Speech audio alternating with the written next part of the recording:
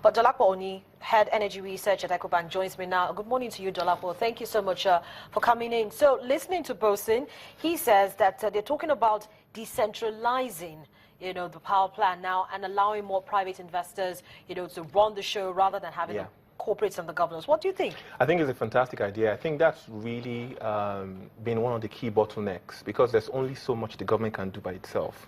So what we need to do is to try a new approach. I've been an advocate of a bottom-up approach now to solving power problems in Nigeria. But look, we can't put everybody on the grid. It's a fact we have to face. So we're going to need to look at the fact that there's a huge amount of dispersion in most countries. You don't have all the key settlements in all the areas, so we can't plug everybody on the grid. So you have to look at decentralized solutions, off-grid solutions for various people. And over time, as we expand the grid, as we plug capital into the grid, then we can bring everybody onto the grid. But for now, decentralized power. And for Nigeria, that might mean even the transmission grid itself needs to be broken into bits and decentralized further, sold into various other units as well. But then before we get to that, of course, it's a plan. I'm sure that it's in the works. But then before we get to that, we're seeing that, the Niger Delta militants are blowing up facilities.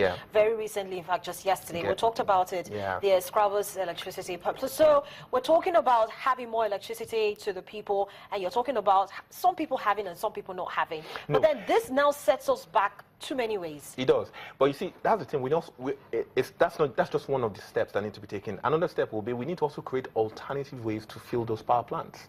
I keep asking, why is it that we only depend on gas for those power plants? If you look at the power plants in Ghana that use gas as well, they can also burn light crude oil. Now, so the question is, if we have crude oil in abundance, some of which we cannot even ship or export, is it possible that some of our power plants can also burn those crude oil? Very light crude oil condensates as well. Is it possible that those power plants can also be filled with other forms of gas? For instance, if the gas cannot be piped to those power plants, can we have compressed natural gas supplied to the power plants for them to get power? Can we have liquefied natural gas supplied to the power plants for them to burn? There has to be those kind of options. Those are not long-term planning things. We have an LNG plant, we have CNG plants all scattered around the country. So those are things that are also short wins that we can also explore, so that it's not as if every time they bomb a power plant, it means power is out. There has to be options. So taking a look at the options and taking a look at where we are, how would you say we should proceed? Based on conversations have already started, and I know in the last couple of days we've been talking, you've constantly called for the federal government to dialogue with these militants. So they have opened conversations. So what do you think? And then they're also talking about reintroducing these ones who apparently were not captured in the amnesty program into the amnesty program. Do you think that will be a good step for us right now? Yeah, I think so.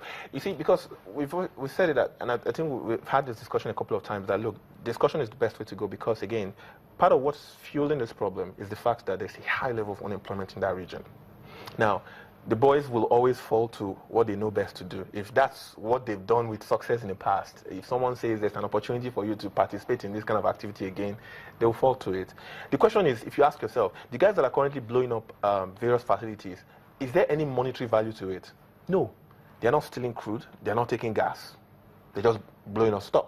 So at some point, they're going to have to also face up to the fact that how do we keep our followers faithful? It means they probably have access to some money as well, too, at the moment. So the question is, government needs to give them an alternative, give these guys an alternative. So it's in dialogue saying, okay, look, we can't fund amnesty as much as we want to anymore. But this is what we're going to do. We're going to get you guys enrolled in this, that. We're going to create this kind of job opportunities for you guys to get something else to do besides, having to go and blow up. That reduces the followership. Then we can also try to get to the leaders with dialogue. Say, okay, what exactly do you guys want? Because military force will be necessary at some point for security reasons, but I think the first step is the dialogue, and that's what they're doing at the moment. Okay, so next week, the Organization of Petroleum Exporting Countries will be holding its meeting. It's, anticipated. A lot of people are hoping that now they will balk on with regards crude oil production output for everybody, but then oil prices already on the markets are, fantastic, rising up to the occasion. Yeah. You see, let me say this. Some things have changed.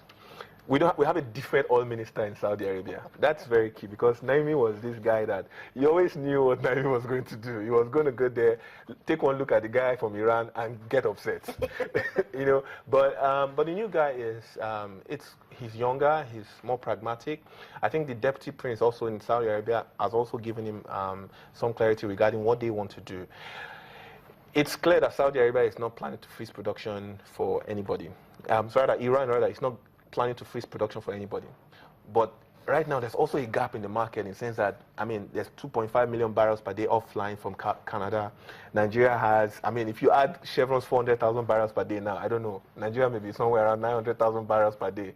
I don't know if that's the real picture. But yeah, so another 1 million is off from Nigeria as well. And then there's Iraq also having some output problems. Syria and Libya is there as well. So there's a lot of barrels off the market right now, which OPEC might see as an opportunity for them to ramp up production and say, you know what, if Iran wants to keep on producing, if Saudi Arabia wants to keep on producing, we don't see a problem. So the likelihood, I'd say 60-40, is that there will be no decision in this OPEC meeting to cut production.